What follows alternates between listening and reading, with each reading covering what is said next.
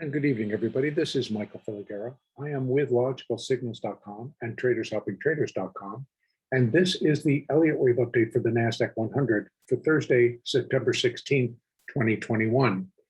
The NASDAQ continues to follow our current analysis pretty cleanly, and that I continue to leave this low that we reached on Tuesday as the completion point for a minor first wave. But I will add that the alternate would be that it's either minor wave 1 or a minor wave A. Either way, it is the completion point for one or the other. Right now, I'm counting that as minor 1. And so that leaves us in a minor wave 2 corrective phase, or a bounce higher. And we do now feel that wave A is complete and wave B today completed at the lows at 15,363. And then just really launched higher for the balance of the session, actually, in what I will label as the C wave. Now, it does look, I kind of can get this opened up a little bit about the market. There we go. That we still have a little bit more to go. Although the market did come up, it has put in a new high above 15,520. So the essence it needed to get above 21, and it did. It got up to, I believe, 27. There you go. 32. Got out to 532. But it doesn't look quite complete. The first requirement, that wave C produces a new high above wave A, that's been done. But it looks like if I look at the internals, we might need one additional small rally. And that could take us up to this next resistance point at 571.75. That is where wave C would be equal to wave A. And that is the most common relationship between an A wave and a C wave. Does it need to do that? No, it actually doesn't. If I had to break this down and go all the way down, I probably could find 5 waves up to this level, and it did meet the requirement of producing a new high. But what's going to tell us that that is enough is that it would really need to start breaking down. And now I'll drop it down to a lower time frame so that we can hopefully get in there and see it. Let's try. Thank you. So as you can see, the rally was pretty strong, and I'd have to keep going down. So that's why I think maybe this is just these were all like 1, 2, and 3.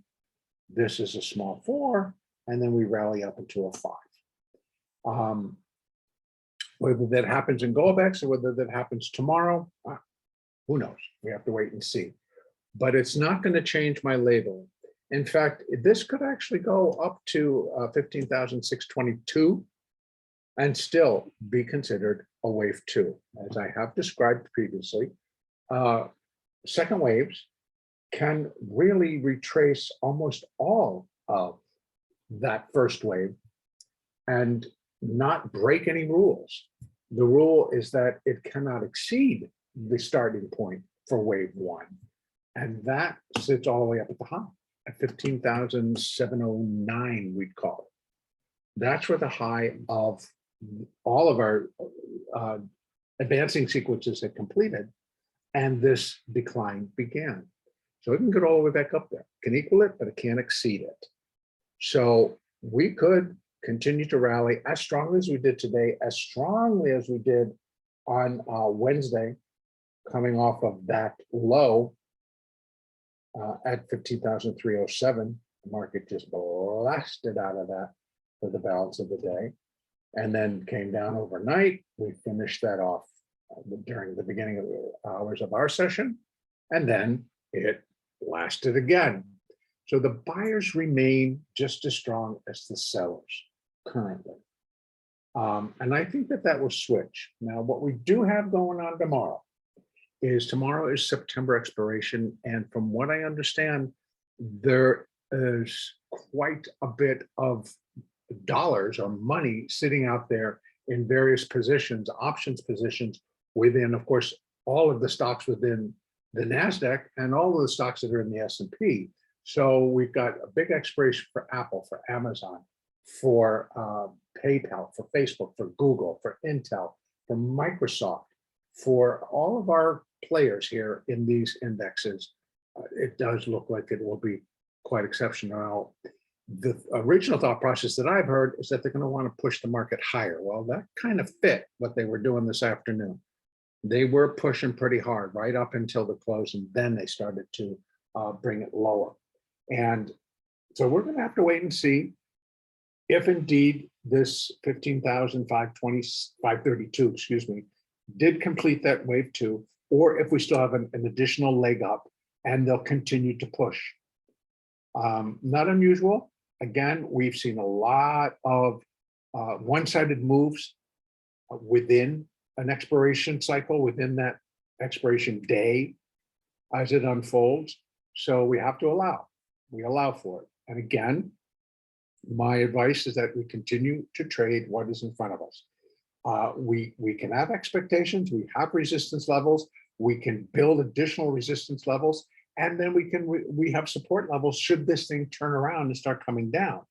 Now, the expectation would be that once this wave two is complete, then it's going to turn and start heading lower as it begins a third wave down. So again, within that third wave, there are going to be 5 waves. 1, 2, 1 down, 2 up, 3 down, 4 up, 5 down, with the high probability that within the third wave, it will extend in and of itself. So inside of 3, there will be another 5-wave structure. So it's going to take some time to get through all of that. But what I would be looking for, because this would be a third wave down, I'm looking for it to start to accelerate. That would be a common characteristic within the third wave.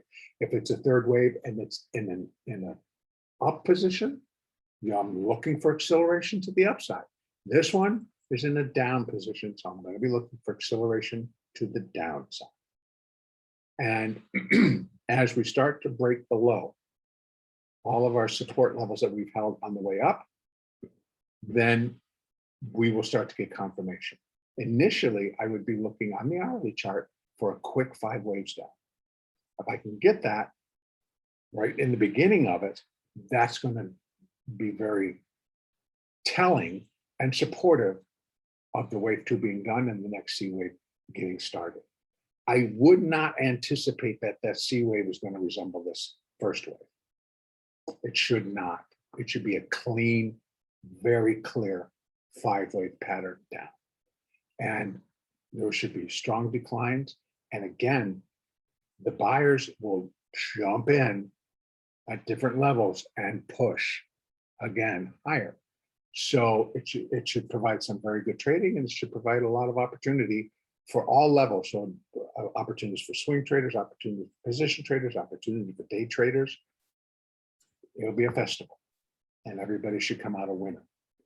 So for tomorrow, I am not real confident either way as to whether it'll be a slow, kind of just a chug along day and maybe very narrow ranges, or will it be fast and we'll run up and then we start to run down?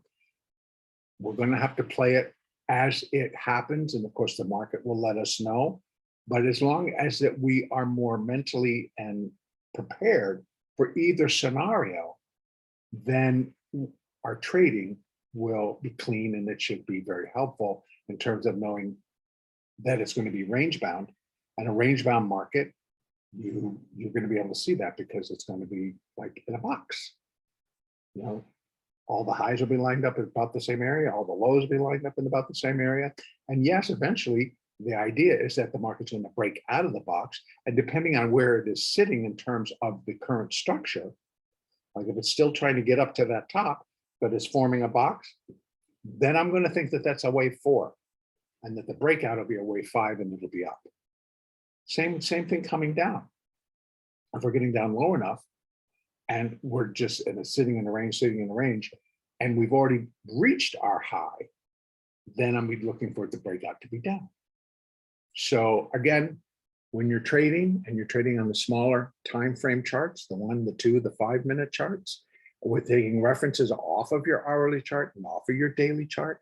Those are important to check in with each day because during the day, because of their positions against the hourly 20, the hourly 50, the hourly 200. And then again, referring back out to the daily, because what we're looking for now is the development of weakness, but on the higher time frames. So when you're looking at a daily and it begins to show weakness, then that's going to be important to how we're going to trade our 5-minute chart and our hourly chart and our 30-minute chart. When the daily starts to show weakness, then we're looking for stronger breakdowns. Again, more of that as it starts to happen. For tomorrow, play it against your moving averages. Your moving averages will tell the story, and the moving averages will help guide you from long to short or short to long. I'm going to leave it there. The next update will be on Sunday.